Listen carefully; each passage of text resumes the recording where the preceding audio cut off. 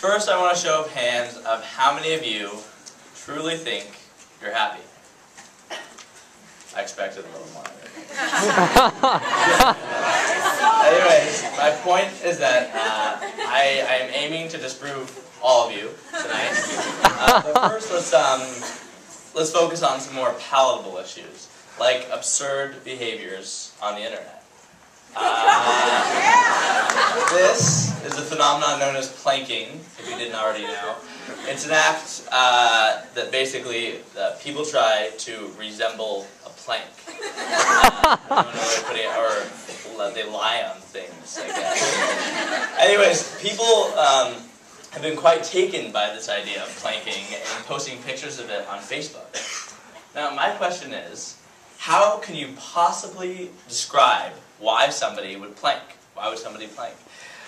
Richard Dawkins came up with a really interesting idea of cultural evolution that is supposed to be a direct analog to genetic evolution. And in the same way that a gene replicates, a meme, which is the replacement in cultural evolution of a gene, also replicates. Now notice that in order for a gene to replicate really successfully, it has nothing to do with the merit of the gene, as long as it doesn't harm the reproductive health of its host. Similarly, a meme can replicate fantastically without having any merit. A good example is Rebecca Black's song, Friday.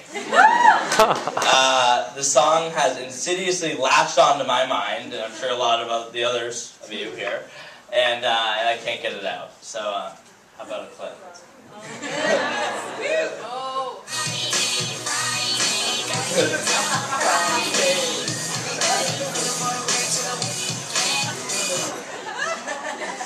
So if any of you are familiar with the song, you'll know that she literally rehearses the days of the week. It's undeniably just a terrible song, but yet it has millions and millions of views on YouTube. And rather ironically, there are 155,000 dislikes and only 55,000 likes. So it's very unpopular. So while being very unpopular, while we universally hate it, we all know it, and all of you right now are unwittingly humming it in your heads. So my argument is that happiness is a meme. Just like planking, just like Rebecca Black's Gotta Get Down on Friday.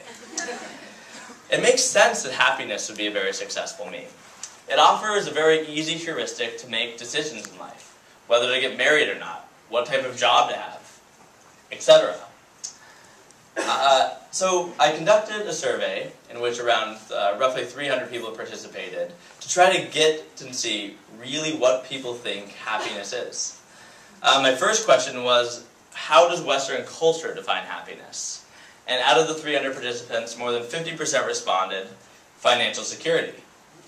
On the other hand, when I asked what defines life success, where I was really trying to get a personal notion of happiness, people responded, meaningful relationships. So my first observation is that there's a remarkable discrepancy between people's personal notions, which is presumably meaningful relationships, and people's sort of cultural notions of success and happiness, which is financial security. My second observation is that there is a remarkable amount of conformity with both of these responses. People conformed on the cultural definition and also recognized almost universally the personal definition. So I feel that this is a compelling enough argument that both varieties of happiness are indeed memes. These memes have had tremendous effects on us, and yes. So let me just make clear that happiness is a meme, and the popularity of an idea, right, doesn't indicate the merit of the idea, as I said earlier. Just like the potency of a drug doesn't indicate how good it is for your body. And we are all unwittingly under the influence of culture. So this doesn't automatically preclude happiness as a good idea in and of itself. It just means that we shouldn't automatically subscribe to it without further evidence. But it is my claim that the idea of happiness itself as a reachable goal is fundamentally flawed. And here's why. Desires create the conditions of happiness. Once a desire is satiated, we feel a sense of brief elation, of temporary happiness. But I assure you that that happiness will soon subside and be filled with boredom or a newfound unhappiness. Now, wealth is happiness, the meme for wealth is happiness, as indicated by my survey, has been tremendously successful. It has been so successful because the conditions for unhappiness propel people to want to be wealthy. Now, once we're wealthy, we're either bored, or we have such an insatiable desire to be wealthy that we forever delay the happiness that could be afforded to us. So wealth as a meme, wealth is happiness as a meme, is flawed. And if it wasn't flawed, then every investment banker on Wall Street would have retired and moved to Florida by now. But they don't. And the reason that they don't is because they're compelled by the journey. People don't care. It's not about the money. It's about the journey to get there.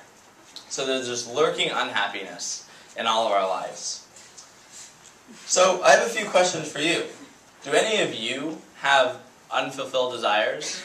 Do any of you want things that you don't already have? If the answer is yes to any of these, it is my contention that you are dissatisfied. Let me assure you that if you fulfill any of these goals, it'll only be a very temporary elation that you feel afterwards. And then you'll be bored, and again dissatisfied, and again it's a vicious cycle, essentially. Now this might sound cynical, but it's only because the meme of happiness has convinced all of us that there is some ideal permanent resting state of happiness that we can reach. And that's simply not true. It is the journey that we should embrace, that it includes both dissatisfaction and satisfaction. But that's all we have, is this finite time, this journey. In addition to that, we can never know if our pursuits, or what will ensue from our pursuits. That's impossible to know. A good family friend of mine told me when I was younger, he said, "Jimmy, since a young age, I've always wanted to be extraordinarily wealthy, because I thought everybody would love me. Once I became wealthy, I realized this wasn't true, and it was genuinely one of the saddest days of my life." And not to be depressing, but this quote was meant to serve as that you can never prescribe a route to promise you happiness in any way. It is my argument that what we really want isn't happiness. What we want is meaning. And meaning comes in many forms. But when we feel effective, when we feel like we've done something, that's when we feel that we have meaning. Living, breathing, being. In our lives, inherent, we have meaning. Happiness is an easy creed that easily glosses over, is an empty creed, rather, that easily glosses over the rest of our lives. The only advice I can give is to close the gap as much as possible between the ends and the means. The ends being happiness, and the means being the journey towards happiness. Because the smaller that gap becomes, the more satisfaction we can glean from our lives. I say, let's abandon this meme of happiness. Let's embrace the pursuit instead. Thank you.